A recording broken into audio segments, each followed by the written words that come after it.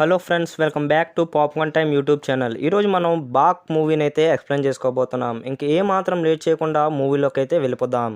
Movie open అవ్వగానే మీరు ఇప్పుడు స్క్రీన్ మీద చూస్తున్నారు కదా, ఈ గుడి ఆ ఊరిలో చాలా ఫేమస్.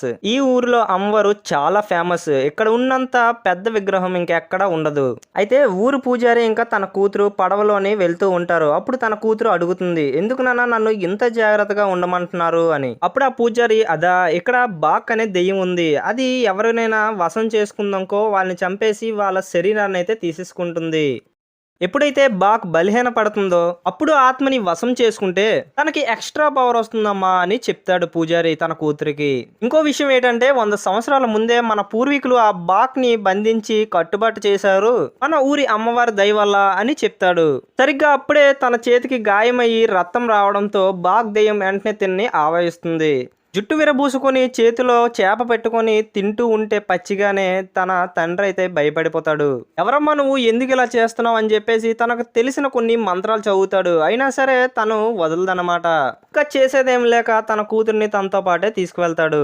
కట్ చేస్తే బాక్ అనే టైటిల్ కార్డ్ తో ఇగో మీరు సీన్ మీద చూస్తున్నారు కదా, తినే శివకి ఇంకో చెల్లి ఉంటుంది. అండ్ శివ వచ్చేసరికి ఒక లాయర్, చాలా సిన్సియర్ లాయర్. అయితే తనకి ఒక అత్తమ్మ కూడా ఉంటుంది. తను, ఏట్రా నువ్వు ఎప్పుడు న్యాయంవే కేసులు వాదిస్తున్నావు, చూడు ఏ కేసులు రావట్లేదు నీకు, ఎందుకు ఈ పరిస్థితి అని చెప్పేసి అంటుంది. అయితే అప్పుడు తను ఒక అమ్మాయిని తీసుకొస్తుంది, ఐ మీన్ కేసుని. చూడు తినకి ఎవరు పెళ్లి చేయనివ్వట్లేదు, ఏ కోర్టులో కూడా ఒప్పుకోవట్లేదు, నువ్వు దీన్ని సాల్వ్ చెయ్యు అని అంటుంది.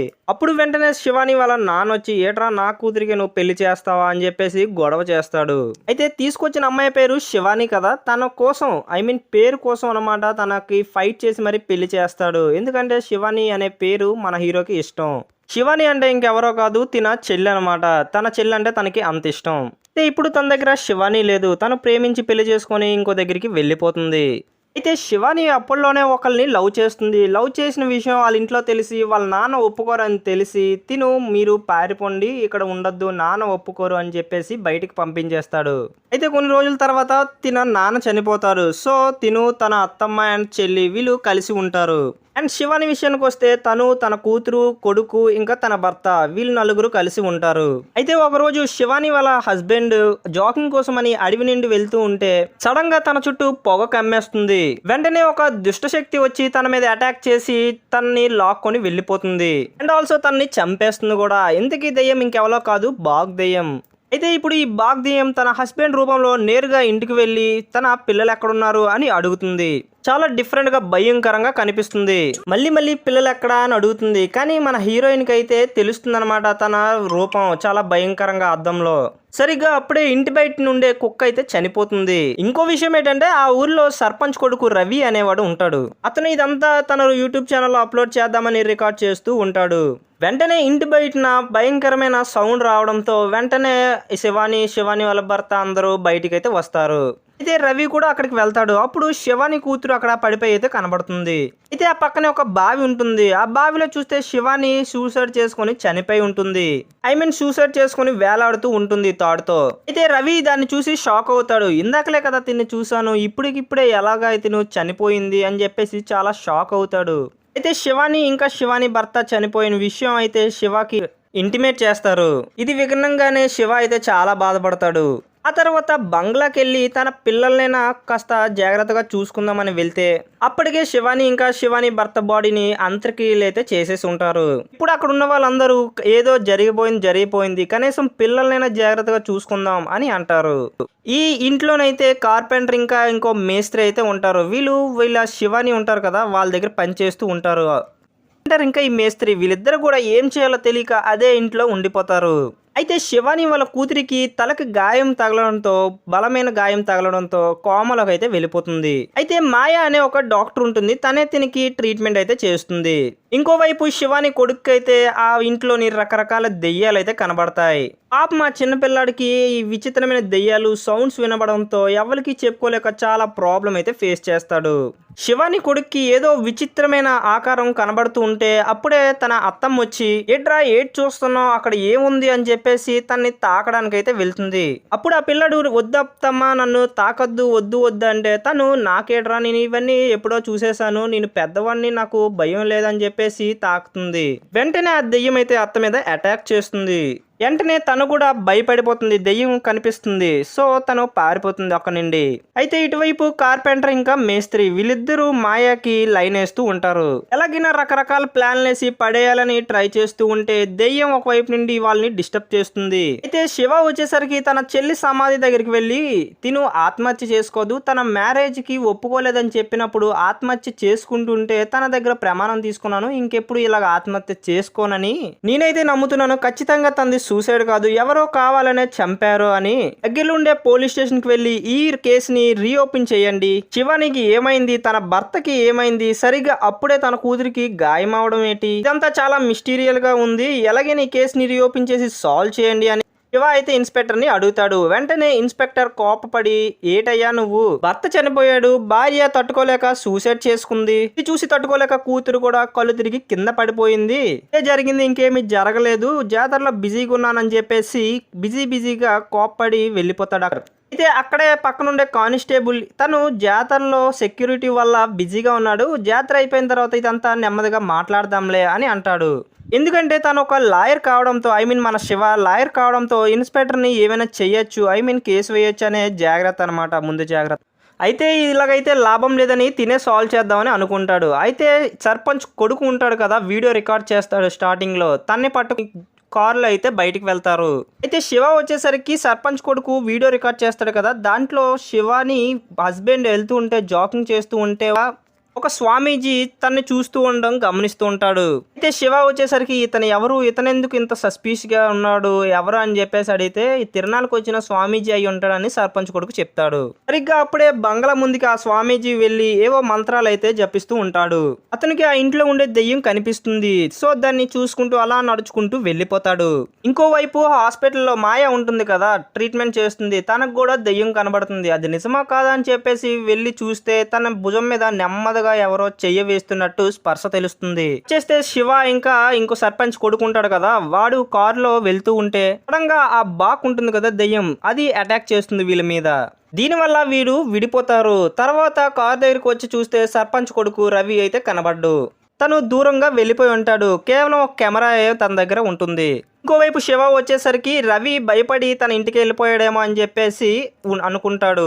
కట్ చేస్తే నెక్స్ట్ డే మార్నింగ్ మాయ వచ్చేసరికి ఆ ఇంట్లో ఉన్న శివ వాళ్ళ అత్తమ్మ అంటారు కదా, వాళ్ళందరితో నేను నిన్న రాత్రి దెయ్యాన్ని చూశాను అని చెప్తుంది. ఏంటి దెయ్యం అన్నావా, నేను కూడా చూశాను అని చెప్పేసి ఒకరితో ఒకరు మాట్లాడుకుంటూ ఉంటారు. కట్ చేస్తే ఊరి జాతర కోసం ఏర్పాట్లు చేస్తూ ఉంటారు. అయితే ఇక్కడ ఒక పూజారి కలసం పడేస్తాడనమాట ఊరి గోపురం చూసి. ఇక్కడకు వేగంగా పారిపోతూ భయపడుతూ ఉన్నాడు. ఇంకోవైపు శివ వచ్చేసరికి బంగ్లా వైపు వెళ్తుంటే ఒక్కొక్క అడ్డ వస్తుంది. తన నోట్లో షూ ఉండడం చూసి ఇక్కడ ఎవరో ఉన్నారు అని చెప్పేసి అటువైపుగా వెళ్తాడు మన శివ. అక్కడ చూసేసరికి రవి అయితే చనిపోయి ఉంటాడు జీప్తో పాటు.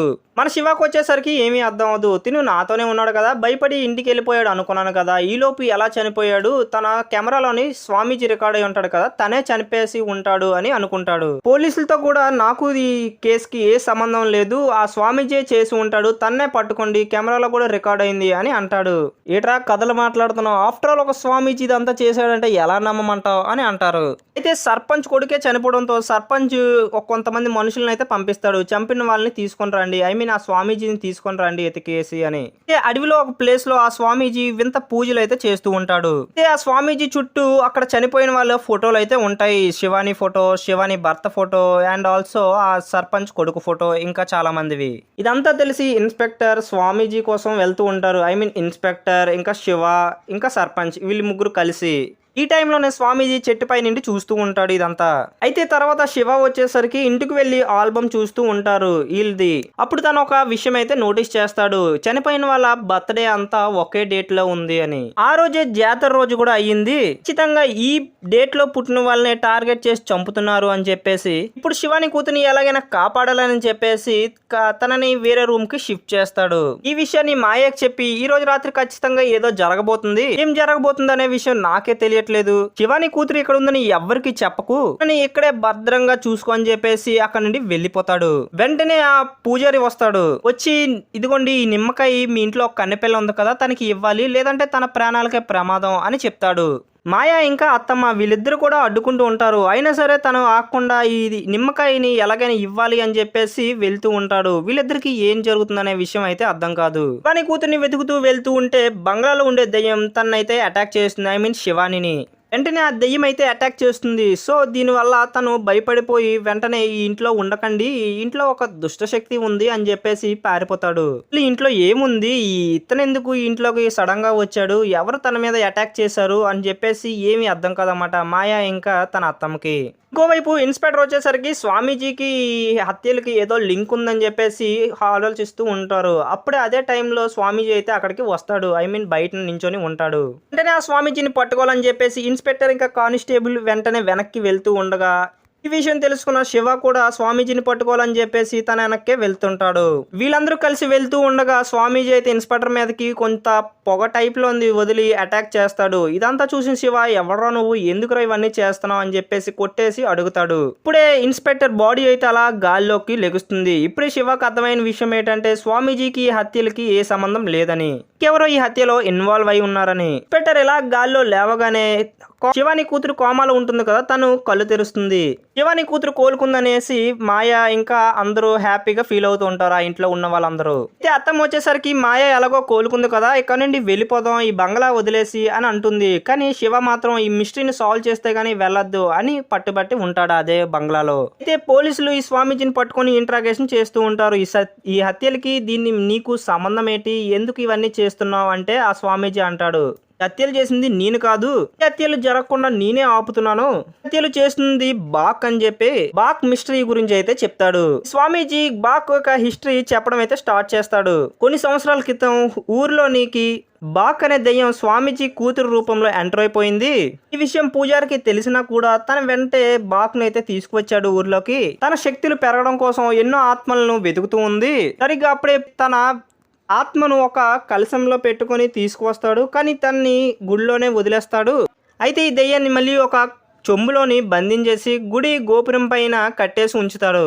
ఇది తెలుసుకొని 10 ఏళ్ళకు ఒకసారి వచ్చే మాఘంలో ఒక చెంబులోని బంధించేసి గుడి గోపురం పైన అయితే జాగ్రత్తగా దాచిపెట్టి ఉంటాడు. ఇది చూసిన తర్వాత బాక్ ఆత్మని తన లోపల ఆవహించుకొని ఇంకా శక్తివంతంగా మారాలని జాతర జరిగే రోజున 10 ఏళ్ళకు ఒకసారి వచ్చే మాసాన్న మగ నాగ పంచమి రోజులో పుట్టే వాళ్ళని టార్గెట్ చేస్తుంది. వాళ్ళ ఆత్మల్ని వశం చేసుకుంటే, ఇలా చేస్తే తిను దైవం కన్నా శక్తిగా మారిపోతుంది. అందుకే శివాని కూతుర్ని ఇంకా సర్పంచ్ కొడుకుని టార్గెట్ చేసింది అని చెప్తాడనమాట ఈ సాధు. అంతేకాదు గుడి పైన దాచిన బాక్ ఆత్మ విడుదలైపోయింది, వెళ్ళి తన కూతురులో ఆవహించింది అని చెప్పి ఎరుగా తన కూతురు ఎక్కడుందని చెప్పేసి పరిగెట్టుకుంటూ వెళ్తాడు. ఇందాక సీన్లో చూసి ఉంటారు కదా, చొంబు పడేస్తాడు. అది ఇందువల్లే తను కంగారుగా పరిగెట్టుకుని వెళ్తాడు కదా. వెళ్ళి తన ఇంట్లో చూస్తే తన భార్యను కూడా చంపేసి తన భార్య ఆత్మలో ఆవహించి అండ్ ఆల్సో ఈ పూజారిని చంపేసి ఈ పూజారి ఆత్మలో కూడా ఆవహించి అలాగే నా శివాని ఆత్మని సొంతం చేసుకోవాలని చెప్పేసి పూజారి రూపం బంగ్లాలోకి అయితే వెళ్తాడు. ఇందాక సీన్ లో పూజారి ఆ బంగ్లాలోకి వెళ్ళి నిమ్మకాయ ఇవ్వాలని చెప్పుంటాడు కదా, ఏ అత్త కంగారు పడిపోతారు ఆ విషయం. ఆ పూజారి ఇంకెవరో కాదు, ఇతనే పూజారి రూపంలో ఉండే బాక్ దెయ్యం. యాక్చువల్ గా ఏం జరిగి ఉంటుందంటే శివాని కూతుర్ని వశం చేసుకోవాలని చెప్పేసి అడవి మధ్యలో జాకింగ్ వెళ్తున్న శివాని భర్తనైతే వశం చేసుకుంటుంది. అయితే ఇంటికి వెళ్ళినప్పుడు శివాని అయితే అద్దంలో చూసి నువ్వు దెయ్యం కదా అని చెప్పేసి పిల్లల్ని కాపాడడానికి ఎంతో ట్రై చేస్తుంది. శివాని ఎంత ట్రై చేసినప్పుడు ఆ బాకు అదే భర్త రూపంలో ఉండే బాకు శివానిని ఇంకా పిల్లల మీద అటాక్ చేయడానికి ట్రై చేస్తూ ఉంటుంది. ఈ టైంలోనే బాకు వచ్చేసరికి శివానిని బావిలో ఉరివేసి చంపేసి ఉంటుంది. ఇదంతా సర్పంచ్ కొడుకు వీడియో తీస్తూ ఉంటే తనకి డౌట్ రాకూడదని చెప్పేసి శివాని బాడీలోకి ఆవహించి శివాని రూపంలో త్వరగా బంగ్లా బావి దగ్గరకు వచ్చి కాస్త మేనేజ్ చేస్తుంది. సో ఇది జరిగి ఉంటుంది అనమాట. శివాని కూతురాత్మను కూడా వశం చేసుకుందంటే తను ఇంకా ఎవరు ఆపలేరు, ఎంతో శక్తివంతంగా మారిపోతుందని చెప్తాడు. ఇప్పటి వరకు చెప్పిందంతా స్వామీజీ చెప్తాడు కదా, ఇదంతా విని వీళ్ళెవరు నమ్మలేకపోతారు. డిఎస్పి శివ వీళ్ళందరూ బాక్ అనే దెయ్యం నిజంగా ఉందా, తను ఎలాగా దేవుడి కన్నా ఇంత పవర్ఫుల్ గా ఉంది అనే విషయం నమ్మలేకపోతే. ఇంకోవైపు శివ వచ్చేసరికి బాధపడుతూ ఉంటాడు. తన చెల్లి ఇంత బాధపడిందా పిల్లల్ని కాపాడడం కోసం, తను తానే హత్య చేసుకుందా అనేసి. తను ఆ సిచ్యువేషన్ ఫేస్ చేస్తున్నప్పుడు మా అన్న రాకపోతాడా, నన్ను కాపాడలేకపోతాడా అని చెప్పేసి అనుకుని ఉంటుంది. ఇలా తలుచుకొని కన్నీరైతే పెట్టుకుంటాడు శివ. అయితే పక్కనే ఉన్న శివాని ఆత్మ అయితే ఇదంతా చూసి ఏడుస్తుంది. ఐ మీన్ ఎమోషనల్ అవుతుంది. శివాని ఆత్మ తన పిల్లలకైతే కనబడుతూ ఉంటుంది. ఇది ఇంకోవైపు మాయ వచ్చేసరికి ఇంట్లోకి ఎంటర్ అవుతూ ఉంటే ఏదో తెలియని శక్తి ఆపుతున్నట్టు తనకి అర్థమవుతుంది. అయితే కట్ చేస్తే తన్ని ఆపట్లేదు అనమాట. తన బైక్ లో ఉండే జాకెట్ లో వచ్చేసరికి రక్తపు మరక అయితే ఉంటుంది. అయితే ఆ రక్తపు మరక ఎవరిదని చెప్పేసి టెస్ట్ చేసి చూస్తే ఆ రక్తపు మరక సర్పంచ్ అయితే అయి ఉంటుంది. సర్పంచ్ మరకని లోపల ఉండే శివాని ఎందుకు అవాయిడ్ చేస్తుంది అని చెప్పేసి ఆలోచిస్తారు. ఈ రక్తపు మరక ఈ రక్తము ఉండేవాళ్ళు నీటిలోని ఇంకా బయట రెండిట్లోని జీవించగలరు, అలాంటి స్వభావం అయితే ఉంటుంది అని చెప్తుంది మాయ. ఏటి నీటిలో కూడా బతకగలుగుతారా, ఈ సర్పంచ్ కి దీంట్లో ఏదో సంబంధం ఉంది అని చెప్పేసి అనుకుంటారు. శివ వచ్చేసరికి సర్పంచ్ దగ్గరికి వెళ్ళి, సార్ మీ రక్తపు మరకలు ఈ జాకెట్ మీదకి ఎందుకు వచ్చాయి, మీరు మరకలు మీకు దీనికి సంబంధం ఏంటి, మొత్తం నిజం చెప్పండి సార్ అని అడుగుతుంటే సరిగ్గా అప్పుడే స్వామీజీ శవమై కనిపిస్తాడు. అయితే శివ వచ్చేసరికి స్వామీజీతో మాట్లాడతాడు. ఇది శివాని కూతురుతో ఆగదు, ఇంకా చాలా మంది చంపేస్తుంది, అలాగే నా బాక్ ని నేనే అంతం చేయగలుగుతాను, దానికి ఒకే ఒక్క మార్గం ఉంది. బాక్ ఎప్పుడైతే శివాని కూతురు మీద అటాక్ చేయడానికి వస్తుందో ప్రతిసారి శివాని ఆత్మ తనని కాపాడడానికి అయితే ప్రయత్నిస్తుంది. శివాని ఆత్మని ఫస్ట్ మనం అంతం చేయాలి. శివాని ఆత్మని అంతం చేయాలంటే శివాని పాతి పెట్టిన ప్లేస్ కి వెళ్ళి తన బాడీని కాల్ చేయాలి. అలా చేస్తే తప్ప ఆత్మ శాంతించదు అని చెప్పేసి శివాని ఆత్మ కాపాడడానికి లేకపోతే బాక్ ఆ బంగ్లాలోకి వస్తుంది. అప్పుడు బాక్ ని నేను అంతం చేస్తాను అని స్వామీజీ అయితే చెప్తాడు. అలా ఒకలాగా సర్పంచ్ ని కన్విన్స్ చేసి జాతరకు కూడా ముప్పు ఉందని చెప్పేసి ఇంకో హత్య జరగకుండా నేను ఆపుతానని చెప్పేసి సర్పంచ్ తో చెప్తూ ఉంటాడనమాట ఈ స్వామీజీ. అయితే ట్విస్ట్ ఏంటంటే ఇప్పుడు వరకు సర్పంచ్ తో మాట్లాడింది స్వామీజీ కాదు, దెయ్యం బాక్ అనమాట. బాక్ దెయ్యమే స్వామీజీని చంపేసి అక్కడికి వెళ్తుంది. బాక్ వచ్చేసరికి శివాని కూతుర్ని అంతం చేయాలంటే స్వాధీనం చేసుకోవాలంటే శివానిని అంతం చేస్తే గానీ సాధ్యం అవదని, శివాని ఎక్కడుందో అని చెప్పేసి తెలుసుకొని తన పాతి పెట్టిన ప్లేస్ కు వెళ్లి శివానిని దహనం చేయాలని అనుకుంటుంది. నిజం తెలుసుకున్న శివ ఎలాగైనా తన చెల్లి ఆత్మని కాపాడాలని చెప్పేసి నేరుగా అక్కడికి వెళ్లి బాక్ రూపంలో ఉండే స్వామీజీని అంతం చేయాలని ఎంత ట్రై చేస్తున్నా అవ్వదు. తర్వాత శివానియే తన పవర్స్ యూజ్ చేసి తనని చంపడానికి ట్రై చేస్తే అప్పుడు ఆ బాక్ దెయ్యం తన పక్కన ఉండే శవం శ్వాసలో ఉండే శవాలను అన్నిటిని ఆవహించుకొని ఇంకా శక్తివంతంగా మారిపోతుంది. చాలా పవర్ఫుల్ గా మారడంతో శివాని ఆత్మనైతే శరీరాన్ని అయితే తగలబెట్టేస్తుంది. శివాని శరీరం దహనం అయిపోవడంతో ఆత్మ అయితే మాయమైపోతుంది. అంతం అవుతూ శివతో ఏం చెప్తుందంటే, అన్నయ్య నా పిల్లల్ని నువ్వే కాపాడాలి చెప్తుంది. అయితే నెక్స్ట్ శివాని కూతుర్నే డైరెక్ట్గా అటాక్ చేస్తుందని చెప్పేసి శివ వచ్చేసరికి ఆ హోటల్లో బంగ్లాలో ఉండే వాళ్ళందరికీ ఇన్ఫార్మ్ చేస్తాడు. ఆ బాగ్ దెయ్యం నేరుగా మీ దగ్గరికి వస్తుంది, ఎలాగైనా ఆపండి అని చెప్పేసి. పాపం మన వాళ్ళు బాగ్ దెయ్యాన్ని ఆపడానికి కోసం ఎంతో ట్రై చేస్తారు. అయితే ఆ దెయ్యాన్ని ఆపడానికి కోసం డోర్ కి అడ్డంగా చాలా వస్తువులు అయితే పెడతారు, కానీ ఏం చేయలేం. ఆ దెయ్యం డైరెక్ట్ గా లోపలికి వచ్చేసి నా కోసం మీరు ఆపడానికి ఇన్ని అడ్డంకులు అయితే పెట్టారా, ఇదంతా ప్లాన్ చేసింది నువ్వా బేబీ అని చెప్పేసి అత్తమ్మనంటే, అయ్యో నేను కాదండి ఇదంతా చేసింది వీళ్ళ అని చెప్పేసి మేస్త్రి ఇంకా కార్పెంటర్ అయితే చూపిస్తుంది. మాయ వచ్చేసరికి తెలుగు అతన్ని ఎలాగైనా కాపాడాలని చెప్పేసి జాతర ప్లేస్ లో అమ్మవారి దగ్గరికి అయితే తీసుకువెళ్ళిపోతుంది. ఈ విషయం తెలుసుకున్న బాక్ అటాక్ చేయడానికి అక్కడికి వెళ్తుంది. అయితే ఈ దెయ్యం అటాక్ చేస్తూ ఉంటే శివ వాళ్ళ కూడా ఆపడానికి వీలవ్వదు. దెయ్యం పవర్ ముందు శివ ఎంతండి. సరిగ్గా అప్పుడే పాపాలు ఎక్కువైనప్పుడు దేవుడు కూడా కనికరించి ముందుకు వస్తాడని చెప్తాడు కదా, సరిగ్గా అప్పుడే అక్కడ ఉండే అమ్మవారు తన త్రిశూలాన్ని ఆ బొమ్మలోకి అటాక్ చేసి ఆ రాక్షసులను అయితే చంపేస్తుంది. బాగ్ దెయ్యాన్ని. అంత పెద్ద దుష్టశక్తి వచ్చినప్పటికీ అమ్మవారు ముందు అస్సలు పనికిరాదు. శివ అండ్ అక్కడ ఉన్న వాళ్ళందరూ అమ్మవారికి దండం పెట్టుకుంటారు. అమ్మ నువ్వు నిజంగా అమ్మ పరమేశ్వరివి, అఖిలాండేశ్వరివి, భువనేశ్వరివి, రాజేశ్వరివి, వేదాంత రూపినివి, నీకు సాటి ఎవరు లేరమ్మా అని దండం పెట్టుకుంటారు. ఇంతటితో మూవీ కూడా ఎండ్ అయిపోతుంది. ఈ మూవీపై మీ ఒపీనియన్ ఏంటి, నా ఎక్స్ప్లెనేషన్ ఎలాగుందని చెప్పేసి కామెంట్ బాక్స్ లో తప్పకుండా నాతో షేర్ చేసుకోండి. మరొక వీడియోతో మీ ముందుకు వస్తా. Until then take care, bye bye, thank you, జై హింద్.